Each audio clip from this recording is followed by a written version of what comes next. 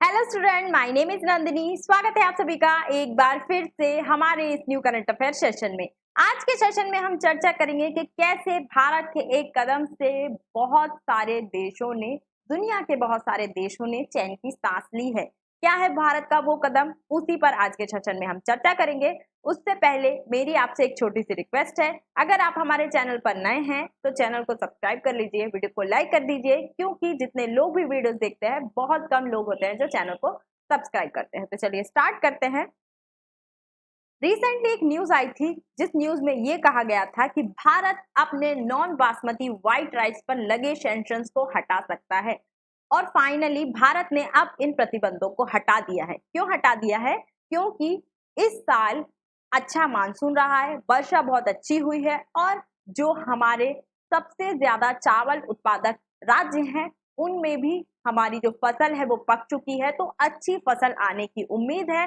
और हमारा जो स्टोरेज है, बफर सिस्टम है, उसमें भी पर्याप्त मात्रा में, सफिशिएंट मात्रा में हमारे पास चावल है। तो हम अपने देश की आपूर्ति के साथ साथ दूसरे देशों को भी white rice, non basmati white rice बेच सकते हैं, एक्सपोर्ट कर सकते हैं। इस वजह से अब व्हाइट राइस पर जो प्रतिबंध लगाया था भारत ने, उस प्रतिबंध को हटा लिया है। अब प्रतिबंध क्यों लगाया था? 2023 में, जुलाई 2023 में ये प्रतिबंध नॉन बासमती व्हाइट राइस पर लगाए गए थे, क्योंकि उस टाइम पर देश के लोगों के लिए, देश की जनता के लिए व्हाइट राइस की आपूर्ति को पूरा किया जा सके, सप्लाई को पूरा किया जा सके, इसलिए भारत ने अपने नॉन बासमती व्हाइट राइस पर प्रतिबंध लगाया था। उसके एक्सपोर्ट पर प्रतिबंध लगाया था कि व्हाइट राइस अब भारत दूसरे देशों को नहीं बेचेगा। लेकिन अब भारत ने इन प्रतिबंधों को हटा दिया है, क्योंकि हमारे भंडार में उतने पर्याप्त मात्रा में व्हाइट राइस है। और भारत ने जब ये प्रतिबंध लगाया था तो भारत का जो चावल एक्सपोर्ट है, भारत का जो चावल एक्सपोर्ट है वो लगभग 20% तक गिर गया था। भारत दुनिया का सबसे बड़ा निर्यातक है चावल का, जिसमें जो हमारे बासमती राइस होते हैं उनकी डिमांड बहुत ज्यादा है इंटरनेशनल मार्केट में, और उनकी क्वालिटी भी बहुत ज्यादा अच्छी होती है। इस वजह से जो डिमांड है वो बहुत ज्यादा है इंटरनेशनल मार्केट में। और भारत का एक्सपोर्ट इतना ज्यादा था इन प्रतिबंधों से पहले कि भारत का जो एक्सपोर्ट था वो इक्वल टू था पाकिस्तान, अमेरिका, थाईलैंड और वियतनाम। इन सब का एक्सपोर्ट हम मिला दें, कुल एक्सपोर्ट को मिला दें, वो अकेला भारत का एक्सपोर्ट था। तो भारत दुनिया का सबसे बड़ा निर्यातक है चावलों का, और भी क्षेत्र में भारत की जो एक्सपोर्ट है वो बढ़ता जा रहा है। तो चावल के मामले में भी भारत का एक्सपोर्ट बढ़ता जा रहा है। और अगर हम बात करें कि भारत ने क्यों प्रतिबंध लगाया था, मैं आपको बता चुकी हूँ। घरेलू जो डोमेस्टिक सप्लाई है उसको पूरा करने के लिए भारत ने प्रतिबंध लगाया था।